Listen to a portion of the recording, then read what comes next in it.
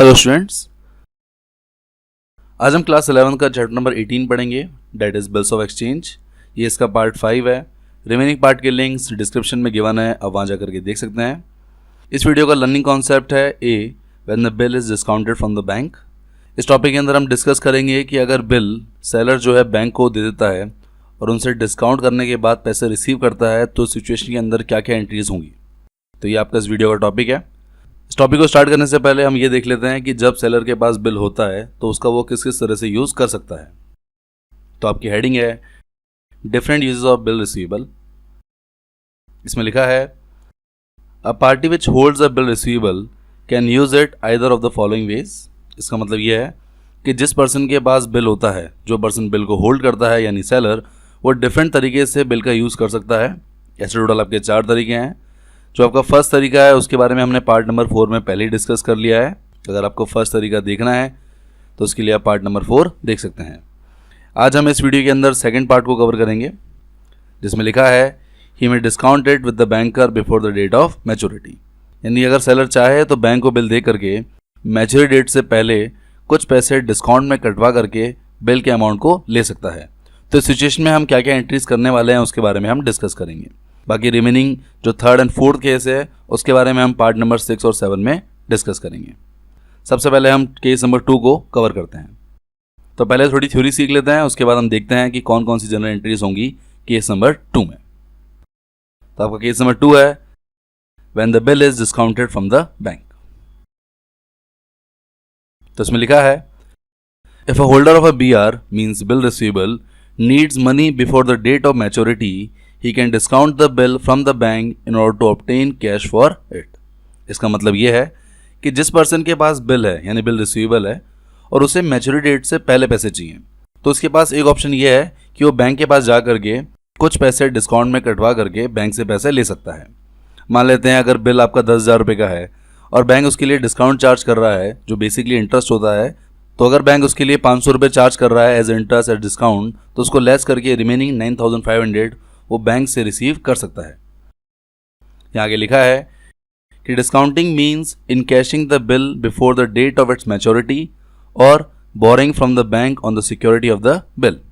इसका मतलब ये है कि जब आप बिल बैंक के पास देते हो और मैच्योरिटी डेट से पहले बिल के पैसे ले लेते हो तो उसे हम डिस्काउंटिंग करना कहते हैं, जहाँ पर बैंक आपको ड्यू डेट से पहले ही बिल के पैसे दे रहा है।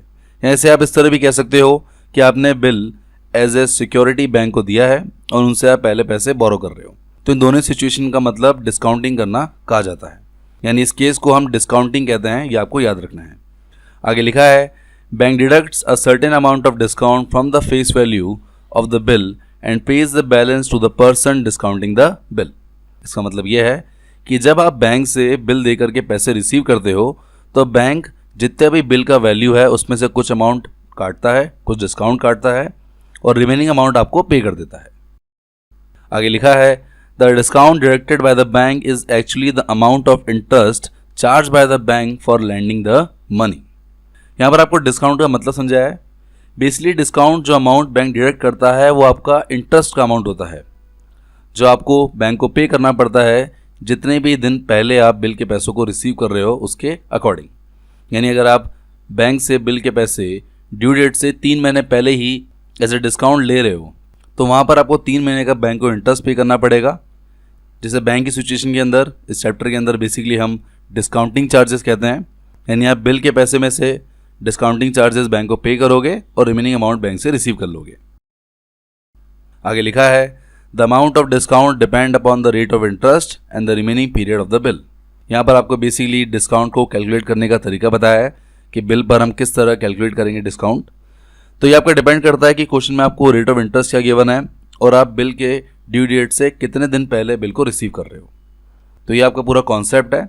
इस पूरे कॉन्सेप्ट को ओवरऑल अगर आपको समझना है तो सिर्फ आपको ये याद रखना है कि हम बिल के पैसों को अगर ड्यू डेट से पहले बैंक से रिसीव कर लेते हैं और उनको बदले में कुछ चार्जेस पे करते हैं तो इसी को हम कहते हैं the bill is discounted from the bank. अब इस सिचुएशन के अंदर सेलर और परचेजर क्या क्या एंट्रीज करते हैं उसके बारे में हम डिस्कस करते हैं। काफ़ी सिंपल एंट्रीज़ हैं। जो एंट्रीज़ हमने केस नंबर 1 में सीखी थी वो तो हैं ही, उसके अलावा जो चेंज है वो सिर्फ आपका ड्यू डेट से पहले अगर बैंक से हम बिल के पैसों को रिसीव करते हैं तो उसमें क्या चेंज आएगा, उसमें क्या एंट्री होगी, बस वही सीखना है। बाकी सारी एंट्रीज आपकी सिमिलर हैं। तो सबसे पहले हम एंट्रीज को समझते हैं, उसके बाद हम एक क्वेश्चन सॉल्व करेंगे जिससे आपको ये पूरा कॉन्सेप्ट एक बार में क्लियर हो जाएगा। तो कॉन्सेप्ट ये है कि हम जानते हैं कि बिल रिसीवेबल के केस के अंदर आपकी दो पार्टीज होती हैं मेनली, सेलर और परचेज़र। या हम सेलर को एक्स मान लेते हैं और परचेज़र को वाई मान लेते हैं। अब सेलर और परचेज़र के बीच में कौन कौन सी एंट्रीज होती हैं उसके बारे में हम सीखते हैं। तो हम जानते हैं कि सबसे पहले सेलर गुड्स को क्रेडिट पे सोल्ड करेगा और परचेज़र गुड्स को क्रेडिट पे परचेज करेगा। तो आपकी पहली एंट्री गुड्स को सोल्ड करने और परचेज करने की होगी। देन सेकेंड एंट्री के अंदर सेलर जो है बिल को बनाएगा, परचेज़र को सेंड करेगा और परचेज़र उसे एक्सेप्ट करके बिल वापस से रिटर्न करेगा सेलर को। यानी सेकेंड एंट्री आपकी एक्स और वाई के अंदर bill receivable and bills payable की होगी, जिसे हम शॉर्ट में BR और BP कहते हैं। देन आपकी जो थर्ड एंट्री है वो सेलर के केस में डिफरेंट होगी, क्योंकि थर्ड एंट्री के अंदर सेलर जो है वो पहले ही बैंक से पैसे रिसीव कर रहा है before the date of maturity. तो इस सिचुएशन के अंदर हम थर्ड एंट्री बैंक से बिल के पैसों को पहले रिसीव करने की करेंगे, जैसे हम याद रख सकते हैं discounting the bill from the bank के नाम से। या discount the bill from the bank का मतलब यही है कि आप ड्यू डेट से पहले ही बैंक से पैसे रिसीव कर रहे हो। और अगर हम परचेज़र की बात करें थर्ड एंट्री के अंदर, तो यहाँ पर सिंपली परचेज़र ड्यू डेट पे बिल के पैसों को बैंक को पे कर देगा। यहाँ पर आपको ये भी याद रखना है कि सेलर ने तो बैंक से पहले ही पैसे रिसीव कर लिए हैं, तो अब बिल जो है बैंक के पास है, तो जो परचेज़र बिल की पेमेंट करेगा वो बैंक को करेगा। इसलिए आपको परचेज़र के टाइम पर जब वो पेमेंट करे तो सेलर को कोई भी एक्स्ट्रा एंट्री करने की ज़रूरत नहीं है। यहाँ पर सिर्फ परचेज़र एंट्री करेगा बिल की पेमेंट करने की, जिसे हम याद रख सकते हैं पेमेंट ऑन ड्यू डेट के नाम से। तो ये टोटल 3 एंट्रीज होती हैं आपकी सेलर और परचेज़र के केस में। सबसे पहले हम सेलर के बारे में देखते हैं कि सेलर की बुक्स में कौन कौन सी एंट्रीज होगी। उसके बाद हम परचेज़र के बारे में देखते हैं कि परचेज़र के केस में कौन कौन सी 3 एंट्रीज होंगी। तो स्टार्ट करते हैं और देखते हैं सेलर की बुक्स में हम कौन सी एंट्री करेंगे। सबसे पहले हम जर्नल का फॉर्मेट बनाएंगे in the books of X and then एक एक करके सभी एंट्रीज करेंगे। तो सबसे पहले एंट्री सेलर के केस में गुड्स को सोल्ड करने की होगी, यानी सेलर जो है एक्स वो गुड्स वाई को सोल्ड करेगा ऑन क्रेडिट। तो आपकी फर्स्ट एंट्री होगी Y debit to sales account, जहाँ पर आप नरेशन लिखेंगे गुड्स सोल्ड ऑन क्रेडिट। ये आपकी पहली एंट्री हो गई। देन आपकी सेकेंड एंट्री बिल रिसीवेबल की होगी, जिसके अंदर वाई बिल को एक्सेप्ट करके एक्स को रिटर्न करेगा। इस सिचुएशन के अंदर हम बिल रिसीवेबल की एंट्री करते हैं bill receivable account debit to Y. यहाँ पर आप बिल रिसीवेबल को डेबिट कर रहे हो क्योंकि आपके लिए एसेट है, एक्स को इससे पैसे लेने हैं, और वाई को आप क्रेडिट कर रहे हो क्योंकि वाई आपका पर्सनल अकाउंट है। हम जानते हैं पर्सनल अकाउंट का रूल है क्रेडिट द गिवर। तो आपकी ओवरऑल एंट्री होगी bill receivable account debit to Y, जहाँ पर आप नरेशन लिखेंगे एक्सेप्टेंस रिसीव्ड। देन इसके बाद थर्ड एंट्री आपकी होगी बिल के पैसों को ड्यू डेट से पहले रिसीव करने की, क्योंकि यहाँ पर जो सेलर है एक्स वो बैंक को बिल दे करके बिल के पैसे रिसीव कर रहा है ड्यू डेट से पहले। तो यहाँ पर आप थर्ड एंट्री करेंगे discount the bill from the bank, जिसमें आपकी एंट्री होगी बैंक डेट के अंदर। यहाँ पर मैंने बैंक डेट इसलिए लिखा है ताकि आपको याद रहे कि जिस दिन भी सेलर जो है बैंक से पैसे ले रहा है आपको उस दिन की डेट लिखनी है। और आपकी एंट्री होती है bank account debit discounting charges account debit to bill receivable account. यहाँ पर बैंक अकाउंट को हमने डेबिट किया है क्योंकि बैंक अकाउंट में पैसे आ रहे हैं, डेबिट द रिसीवर आपका पर्सनल अकाउंट है। डिस्काउंटिंग चार्जेस को हम डेबिट इसलिए कर रहे हैं क्योंकि डिस्काउंटिंग चार्जेस सेलर के लिए एक्सपेंस है, लॉस है, ये आपका नॉमिनल अकाउंट है और नॉमिनल अकाउंट का रूल होता है debit all expenses. And bill receivable को हम क्रेडिट कर रहे हैं क्योंकि सेकेंड एंट्री के अंदर आपने बिल रिसीवेबल को डेबिट किया था। जैसे ही पैसे मिल जाएंगे तो आप इस अकाउंट को क्लोज करेंगे, इसलिए हम थर्ड एंट्री के अंदर बिल रिसीवेबल को क्रेडिट कर रहे हैं। तो आपकी ओवरऑल एंट्री हो गई bank account debit discounting charges account debit to bill receivable account, और आप नरेशन लिखेंगे bill discounted from the bank. तो इस तरह सेलर की बुक्स में आपकी ये 3 एंट्रीज होती हैं। सबसे पहले एंट्री गुड्स को सोल्ड करने की होगी, सेकेंड एंट्री बिल रिसीवेबल को रिसीव करने की होगी, and third entry due date से पहले बिल के पैसों को बैंक से रिसीव करने की होगी। इस तरह आपकी सेलर की बुक्स की एंट्रीज कंप्लीट होती हैं। ना हम परचेजर की बुक्स की बात करते हैं, तो सबसे पहले हम परचेजर की बुक में यानी वाई की बुक में जर्नल का फॉर्मेट बनाते हैं, देन हम एक एक करके एंट्रीज लिखेंगे। तो सबसे पहले एंट्री वाई की बुक्स के अंदर गुड्स को क्रेडिट पर परचेज करने की होगी,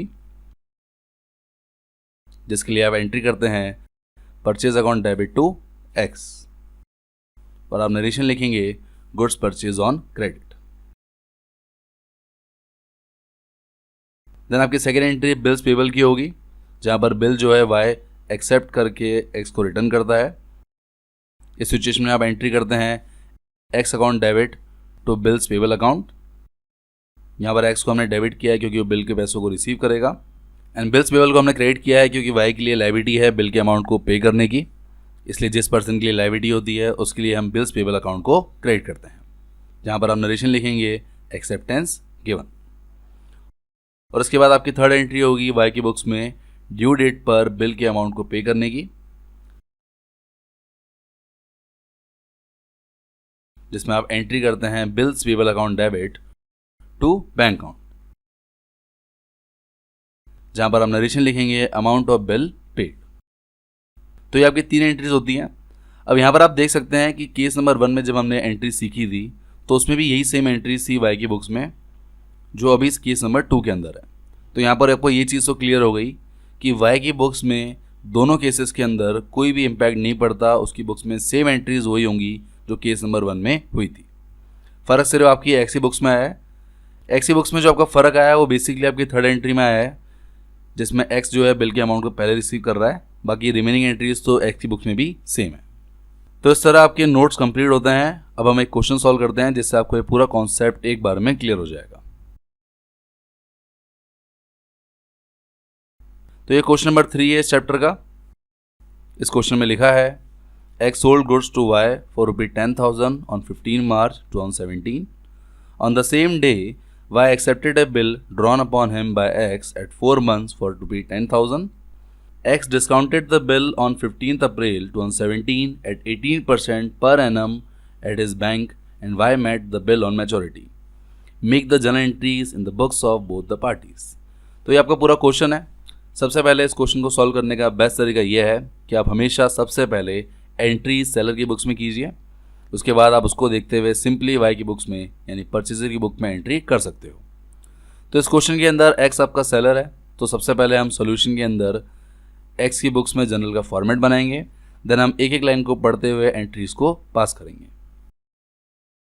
तो ये आपका जनरल का फॉर्मेट है। ना हम क्वेश्चन को रीड करते हैं और एक एक करके एक्स की बुक्स में जो भी एंट्रीज होंगी उसे लिखते हैं। तो अगर आपने नोट्स को साथ में कॉपी किया है वीडियो के साथ साथ तो एक बार उसे आप देखते रहिए ताकि आपको ये कॉन्सेप्ट एक बार में याद भी हो जाए। तो क्वेश्चन में फर्स्ट लाइन लिखी हुई है कि X sold goods to Y for ₹10,000 on 15 March 2017। इसका मतलब ये हुआ कि एक्स ने वाई को गुड्स क्रेडिट पे सोल्ड किए हैं 15 मार्च 2017 को फॉर ₹10,000। तो सबसे पहले आप डेट कॉलम में डेट लिखेंगे 2017 मार्च 15, देन पर्टिकुलर्स में आप एंट्री करेंगे गुड्स को क्रेडिट पर सोल्ड करने की, which is Y debit to sales account, जहाँ पर आपका अमाउंट आएगा ₹10,000 और आप नरेशन लिखेंगे goods sold on credit. Then इसके बाद आगे पढ़ते हैं।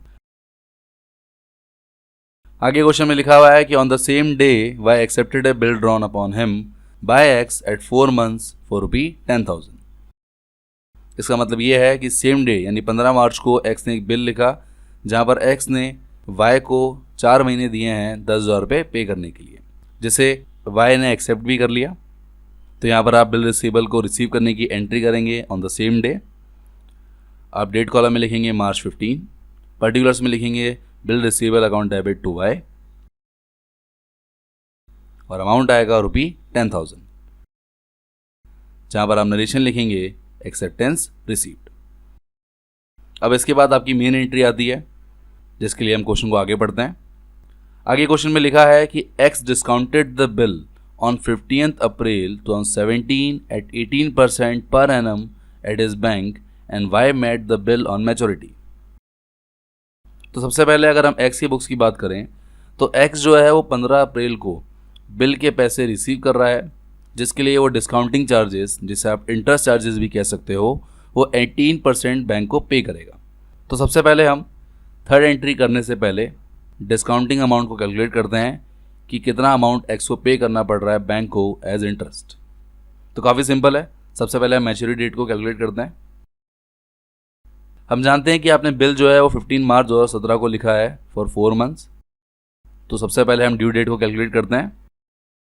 तो अगर आप 15 मार्च में 4 मंथ्स ऐड करेंगे तो आपकी ड्यू डेट आएगी 15 जुलाई 2017।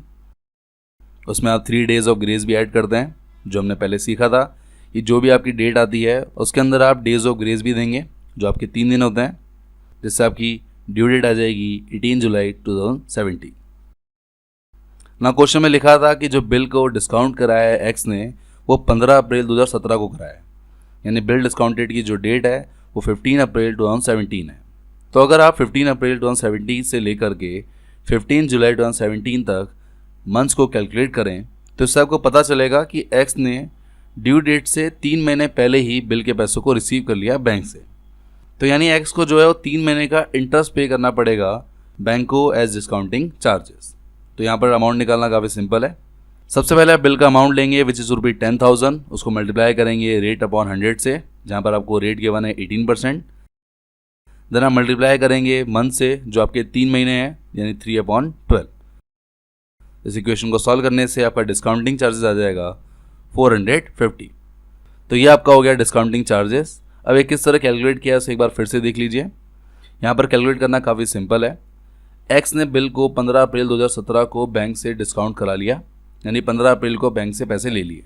अगर आप ड्यू डेट कैलकुलेट करें तो वो आपकी आती है 15 जुलाई 2017 without adding the days of grace. तो अगर हम 15 अप्रैल से लेकर 15 जुलाई तक मंथ्स को कैलकुलेट करें तो इससे पता चलता है कि एक्स ने 3 महीने पहले ही बिल के पैसों को रिसीव कर लिया। तो इसलिए एक्स को 3 महीने का इंटरेस्ट चार्ज, जिसे हम डिस्काउंटिंग चार्जेस भी कह सकते हैं, वो बैंक को पे करना पड़ेगा। जिसे कैलकुलेट करने का फॉर्मूला है bill amount multiply by rate upon 100 multiply by month upon 12। तो बिल अमाउंट था 10,000, रेट है आपकी 18% और मंथ है आपके 3, क्योंकि 3 महीने पहले बिल के पैसों को रिसीव कर लिया, जिससे आपका डिस्काउंटिंग चार्जेस का अमाउंट आ गया 450। तो इस तरह हम डिस्काउंटिंग चार्जेस को कैलकुलेट करते हैं। ना हम जिस दिन बिल बैंक से डिस्काउंट कराया है उस दिन की एंट्री करते हैं। सबसे पहले आप डिस्काउंटिंग डेट की एंट्री लिखेंगे विच इज़ अप्रैल 15। देन आप पर्टिकुलर्स में एंट्री लिखेंगे bank account debit discounting charges account debit to bill receivable account. अब यहाँ पर अमाउंट किस तरह आएगा, तो बिल रिसीवेबल में आपका अमाउंट आएगा रुपी 10,000, जिसमें से 450 आपका डिस्काउंटिंग चार्जेस है। तो रिमेनिंग अमाउंट बैंक में आएगा 9,550, जहाँ पर आप नरेशन लिखेंगे bill discounted from the bank. तो इस तरह सेलर की बुक्स में सभी एंट्रीज कंप्लीट होती हैं।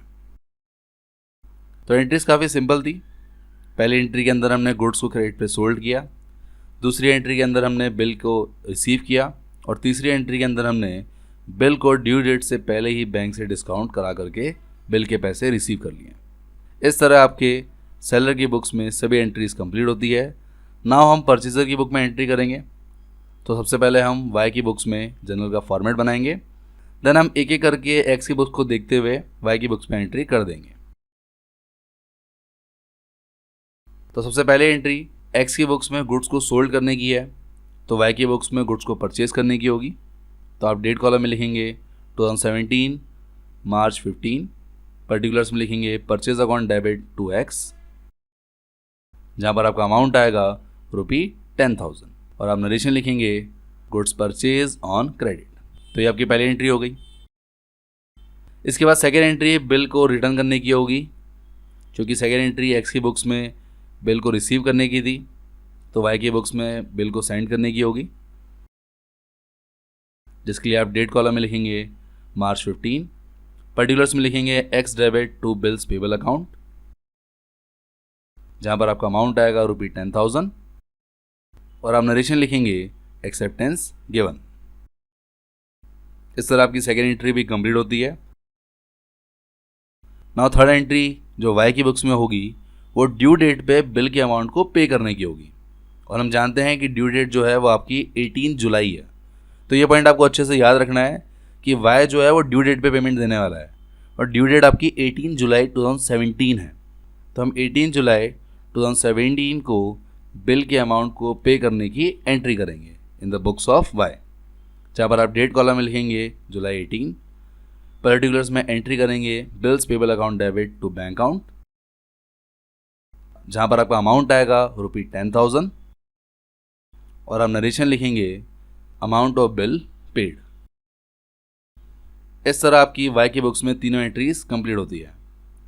तो यहाँ पर अगर आपने केस नंबर 1 की एंट्रीज देख रखी है, केस नंबर 1 की वीडियो देख रखी है, तो आपको ईजिली समझ आ चुका होगा कि केस नंबर 1 और केस नंबर 2 में जो फ़र्क है वो मेनली सेलर की बुक्स में ड्यू डेट से पहले बैंक से पैसों को रिसीव करने की एंट्री में है। यानी जो सिंपल चेंज आया है वो आपकी थर्ड एंट्री में चेंज आया है इन द बुक्स ऑफ सेलर, बाकी सब कुछ सेम है।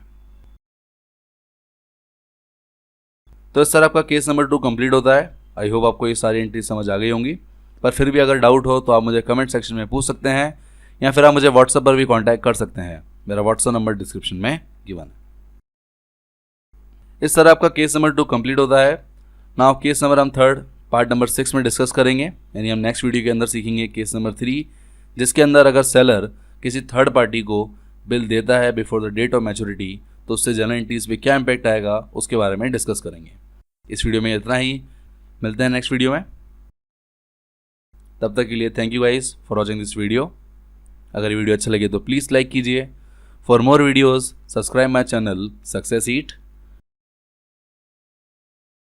and click on the bell icon for daily updates. Thank you.